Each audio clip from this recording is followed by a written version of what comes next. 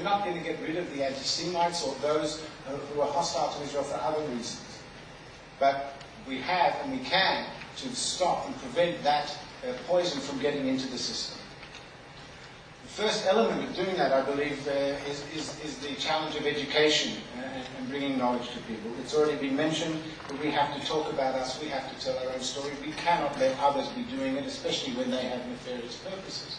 We have to present the true Israel, its history, its values, its challenges and dilemmas, its people and their humanity. The second platform, the second element of our strategy has to be one of engagement. If you like, if the first part, as I was just referring to, we have to have arguments, or at least some of the education has to involve having arguments. We also have to have conversations. We also have to be able to talk to people, to build relationships, to establish partnerships, to build those coalitions that will serve as the firewalls to the poison that I've been speaking of. The third platform, and this is, I think, a crucial one, I alluded to it before, we need to maintain our own course. We mustn't let these charges and challenges distract us completely. We have to fend them off. But we must persist with building and doing our thing. Israel was accepted about 6 weeks ago into the OECD, which is the club of the richest economies in the world. This is a diplomatic campaign that we have been managing over the last few years. Under the radar, nobody really saw it in the headlines. It's absolutely crucial to anchoring Israel in the international community. And this is a phenomenal firewall, if you like, because the others are trying to cut us adrift, aren't they? So if we can anchor Israel into the international community, then we are basically preventing their agenda from ever taking root and ever taking hold, without us necessarily having to engage and declare it as being, well, this is what we're doing to stop the assault on Israel's legitimacy. We don't need to even define it as that, but it serves the same purpose. Finally, we have to also domestically, we have to build our resources. We have to improve our game, and that's certainly something that we're working on at the Foreign Ministry and elsewhere. Some specific tactics. One, we can ignore them. We don't have to respond every time somebody shouts the label apartheid. Oftentimes, it's such a weak shout that we do much better to ignore it and not to give it any attention. Not always, but sometimes. We also have to be sure not to overreact. Most people who are reasonable and reasonably informed understand that it's an extreme accusation. They may be tempted by it, but they do understand that it's an extreme accusation, which means that if we remain moderate and reasonable, we may be able to still win them over. The second tactic is, and this is the crucial part, we have to refute and reframe. We've discussed the refutations.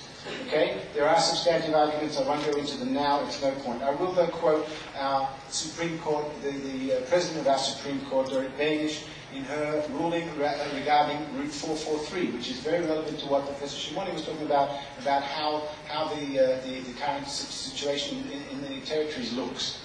And these are her words. The stark contrast between the security measures taken by the State of Israel as protection from terror attacks and the unacceptable practices of the apartheid policy demands avoiding any comparison or use of this harsh expression.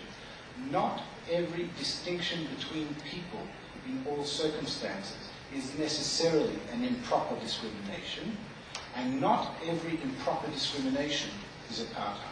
Another tactic, find anti-apartheid activists who are willing to stand up and say these things, the most effective voices.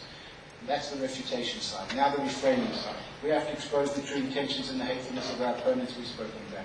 We have to highlight the self-damaging nature. There are attempts to divest from Israel, to stop cooperating with Israel. If you stop cooperating with universities that are busy promoting water desalination technologies, then you may be taking those technologies away from the young people. We also have to reclaim liberal language, particularly perhaps as it's relevant to South Africa. Questions of using the rainbow image. We have the right to use that more than anyone else in our neighborhood. We have to speak to values, peace, justice, reconciliation, and so on. We have to stress our peace credentials. Our intentions are decent, even if we haven't been able to achieve the results we want to achieve. The third key tactic, the third and fourth, we have to build programs and activities that contrast with and discredit the zero-sum nature of the assault. We have to celebrate Israeli diversity and tolerance, which of course by no means is perfect, but since when was perfection a criteria for legitimacy or appropriate? We also have to initiate constructive collaborative programs. Don't divest, invest, those kinds of things. We should remember that truth rarely gets in the way of a good political campaign. So it's not only about the truth. We have to be aware of that. We have to be organized. We have to be political ourselves.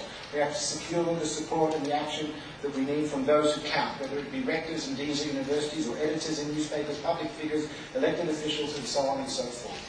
Student presidents, whatever it might be, we have to be mobilized to get those people, and those who are engaged in those front lines are doing that. We have to keep doing it and do it better. We must also respect the power of ideas and invest in promoting our own. That includes on campuses with textbooks and chairs, courses, research, and so on.